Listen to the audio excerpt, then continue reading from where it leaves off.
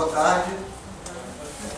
Eu vou falar um pouco primeiro sobre uma questão geral da representação do Brasil no cinema estrangeiro e, dentro disso, o que o filme tem.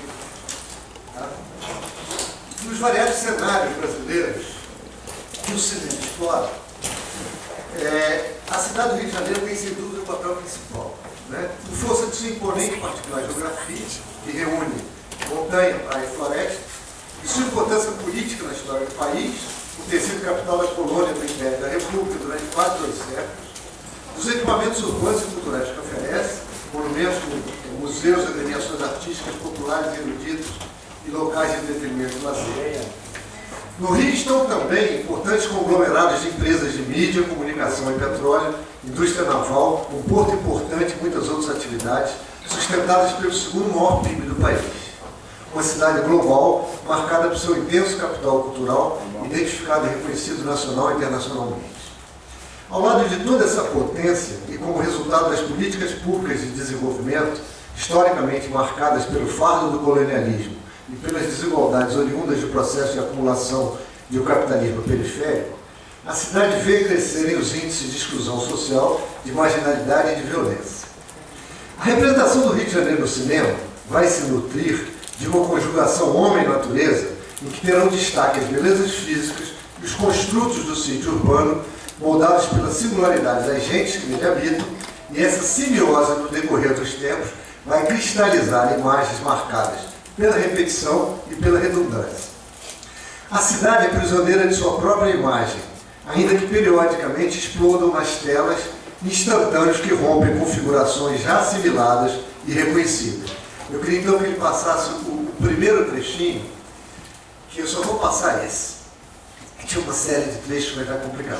O Rio de Janeiro abre as cortinas ao cinema estrangeiro, em grande estilo, desde Voando para o Rio, Flying Down to Rio, de filme americano de 1963, com Dolores Del Rio e Raul Julián, trazendo pela primeira vez juntos a dupla Fred Astaire e Ginger Rogers e apresentando The Carioca, uma dança derivada do machixe, capaz de enlouquecer os dançarinos e a plateia. Sem som.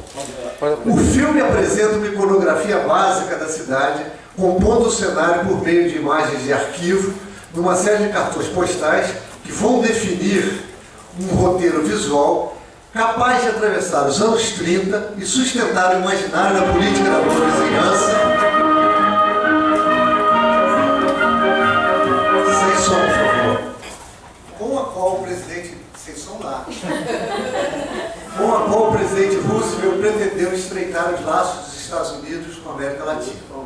O filme esse já anuncia um multi-americanismo precoce, ao mesmo tempo que indica também a rota do turismo, que engloba as viagens de luxo pelos grandes hotéis e cassinos, no movimento de descoberta do exotismo brasileiro, que vai predominar na década de 40.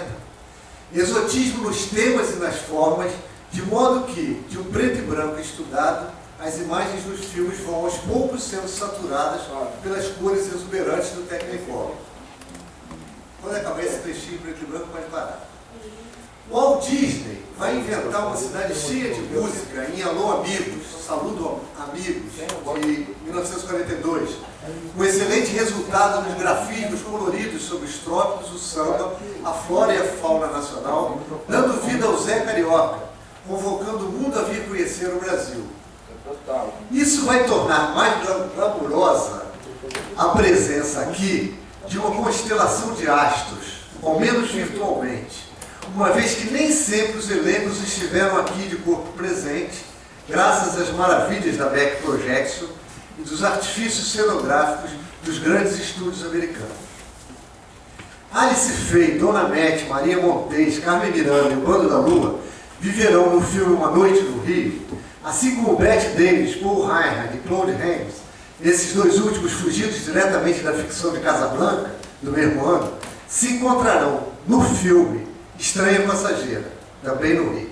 Escapar do nacional-socialismo alemão era uma realidade recente e Alfred Hitchcock vai embarcar Cary Grant, Ingrid Bergman e ainda uma vez Claude Rains para o Rio de Janeiro por conta de um complô nazista e interlúdio.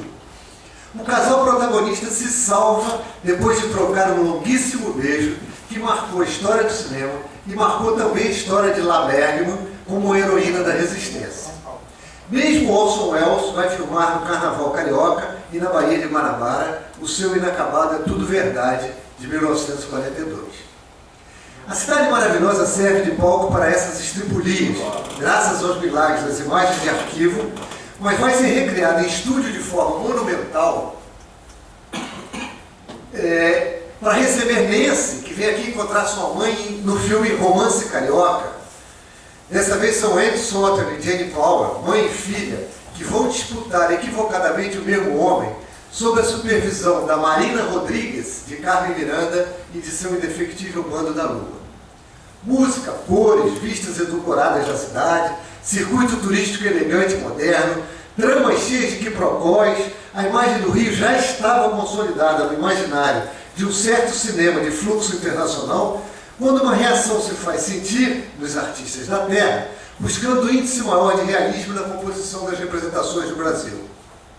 O cinema brasileiro desloca o ponto de vista sobre a cidade e propõe novos horizontes, a favela e a Zona Sul em contraste, um universo em que a música e o subúrbio adquirem função dramática e expressiva.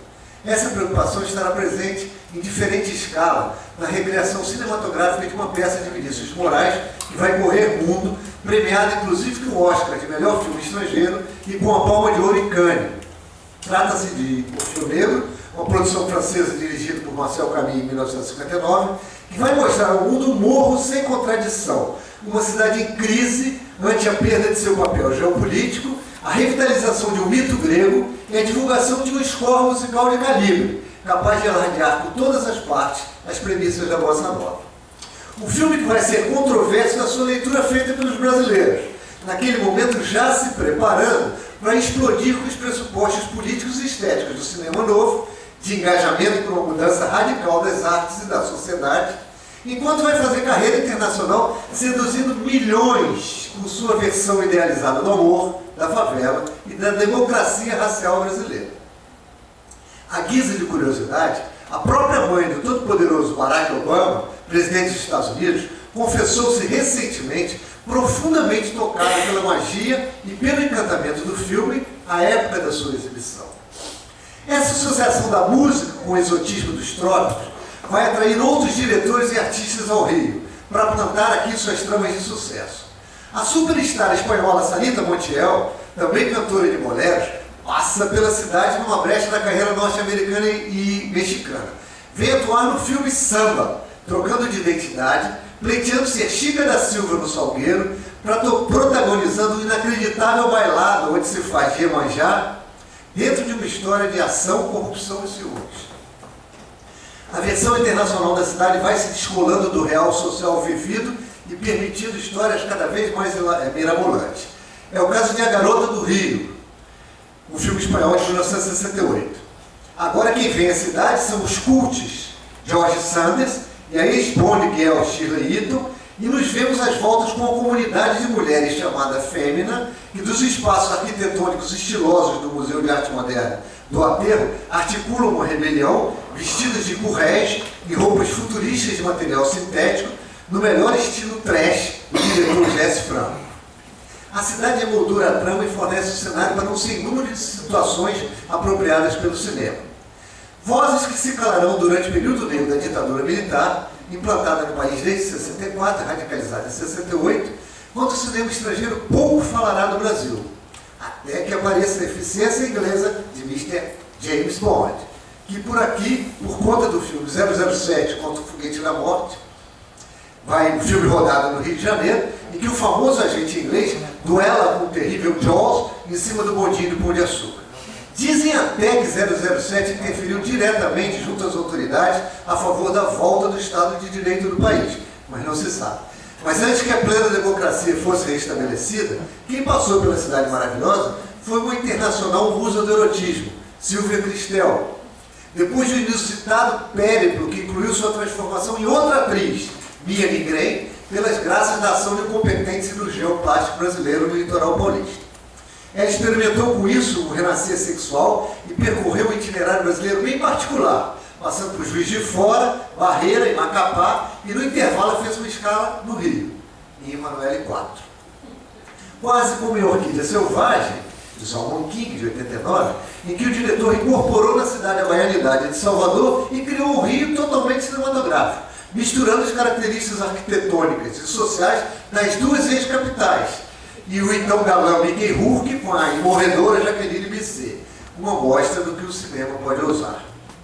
Passaram pela cidade sobreviventes da banda punk Sex Pistols, Paul Cook e Steve Jones, desfilando pelas praias do Rio de Janeiro, acompanhados pelo ladrão inglês Roland Biggs, no filme The Great Rock and Roll Swindle, considerado o cidadão Kane dos filmes de rock, captando bem o espírito cafajeste carioca. E passaram também pelas cidades italianas Bud Spencer e Terence Hill, na comédia Eu, Você e os Outros, como sósias de milionários que frequentam mansões imponentes e casas suspeitas no cais do Porto. Esse trechinho seria legal achar, mas está na frente, Feitiço do Rio. Olha só, eu tenho aqui o Garota do Rio em frente, pode colocar? Pode? Pode. Vocês vão vendo e ouvindo que é rápido. Nesse mesmo ano, o Rio recuperou sua projeção edênica no filme Feitiço do Rio, que tem um trechinho aqui. De Stanley Donen, o grande Stanley Donen, um filme feito em 84. Carregando nas tintas para a obtenção de uma cor local fantasiosa, como na inacreditável sequência de praia, com todas as mulheres em topless, no meio ao mais desacertado folclore. Tucanos e macacos, grupos de música, capoeira, um grupamento harmônico na areia em frenética celebração. Os heróis se envolvem em arriscadas aventuras amorosas, mas escapam ilesos, porque afinal de contas, a culpa é do Rio. Uma cidade feita para seduzir, cujo registro imaginário passa a ser reintroduzido no pragmático território turístico, ao qual se adiciona uma pitada de transgressão sexual. A câmera vasculha dessa vez atentamente a cidade, omitindo as áreas de atrito, vocacionada para a sensualidade, o primitivismo das religiões populares, para a imersão numa natureza selvagem que a todos contamina. O mesmo tipo de desvario que tomou conta do pai do protagonista nos planos iniciais do filme Um Dia a Casa Cai, casando-se nas areias de uma praia do Rio, numa cerimônia religiosa que mistura candomblé, escolas de samba e fogos de artifício. Nesse tom também a trama do filme No Rio Vale Tudo, um quiprocó entre irmãos gêmeos, um padre e um malandro, as voltas com o carregamento de droga que circula pela cidade, com a participação de militares em mansões onde se pratica sexo e se consome entorpecente livremente e onde a mocinha da história se revela finalmente um travesti. O Prisioneiro do Rio, de 88, tentou recuperar o fascínio monumental urbano e romper com as amarras de uma clichêria já gasta pelo abuso, mas não foi muito longe. Os anos 80 fazem do Rio um refúgio dessas pessoas tardiamente empenhadas na conquista de uma sexualidade plena, num cenário que dialoga com toda a tradição da liberalidade dos costumes, da miscigenação étnica e da cordialidade ingenuamente nativa. A cidade é um pano de fundo para histórias de desenganos amorosos, centradas no oportunismo erótico e exótico, que preenche a tela com cartões postais pálidos, emoldurando o romantismo em segunda mão. A Atração Selvagem, um filme italiano de 92, Comando Delta 2, Conexão Colômbia, um filme americano de 92, Kickboxer 3, A Arte da Guerra, de 92, um filme americano, O Barbeiro do Rio, um filme italiano de 77, Boca, do mesmo Salmon King, de 94, As Filhas de Iemanjá, um filme finlandês, com tonalidades variadas, não fogem à velha regra de uma locação exótica, onde se explora a cultura local, ou que buscam no social alguns elementos dramáticos. A favela passa a ser incorporada à trama, deixando de ser um espaço de fundo e vindo ao primeiro plano. No repertório de tráfico de drogas, prostituição infantil, meninos de rua, embaladas seja pelo humor ou pela aventura. A cidade contamina as histórias e a perspectiva edênica é quase totalmente abolida. A metrópole já não condensa os sonhos de modernidade e a esperança mudou de lugar. A cidade é o território da justiça, da concorrência, da exploração. Os personagens estão presos numa malha urbana que corrompe os heroísmos e onde as marcas da história são símbolo da decadência. O cenário do Rio se associa ao inferno. A representação da vida carioca no cinema estrangeiro é prova de sua representatividade frente ao conjunto de imagens projetadas pelo Brasil lá fora. A descontinuidade, a recorrência de alguns paradigmas, tornam explícita a existência de uma rede imaginária maior que a evolução da cidade, já que é periodicamente recuperada e posta de novo em ação. O Rio é identificado primeiro por seu perfil físico, depois pela singularidade das expressões culturais que abriga, fundadas em narrativas de interação e sociabilidade, no contexto de lazer e disponibilidade que as transformam em um domínio de apelo irresistível. Ainda que o irresistível território esteja se contaminando com as mazelas do nosso modelo econômico e um outro campo de gravitação baseado na exclusão e na violência esteja se estabelecendo. O cinema de ficção estrangeira, de matriz industrial, é sensível a tudo aquilo que seja exótico, original, surpreendente ou chocante. Adjetivos que o Rio sustenta ainda com uma certa displicência. Ainda que precária, a imagem do Rio no cinema permanece. No histórico da representação do espaço urbano carioca, se verifica a marca de algumas nítidas flutuações, calcada em polaridades visíveis. A cidade feminina do ideal amoroso, para Dolores Del Rio, Bette Davis e Nada Turner, e a cidade masculina, de ação, do Agente 007, dos espiões de Hitchcock, das correrias da Interpol, do Boca americano. Uma cidade sedutora e miscigenada, cenografada para a emoção, oposta a uma outra cidade, vibrante de movimentos, enganosa e traiçoeira. Binômios que se completam, que interagem, que dão à cidade uma substância dramática afinada com a solidez de sua beleza plástica. É sob esse olhar que a cidade faz sua inscrição histórica na balança de intercâmbios de produtos simbólicos entre o Brasil e o mundo.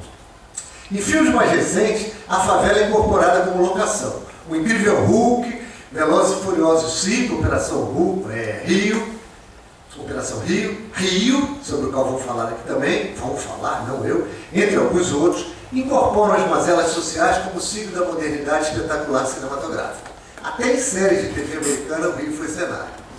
Ficção, fantasia, traço da realidade social, denúncia política, pura invenção, observação acurada, todos esses elementos têm alimentado a representação da cidade do Rio de Janeiro no cinema, né? Ela aparece nas telas seguindo sua vocação de farol da contemporaneidade brasileira, ao preço de ver expostas suas inúmeras belezas contrapostas às suas incontornáveis mazelas, né? O uso que se faz desse rico temário, ou dessa pulsante iconografia, é ditado, como em toda parte, pelos interesses da indústria cinematográfica ou pela vocação expressiva do cinema independente. Já estamos no Hulk?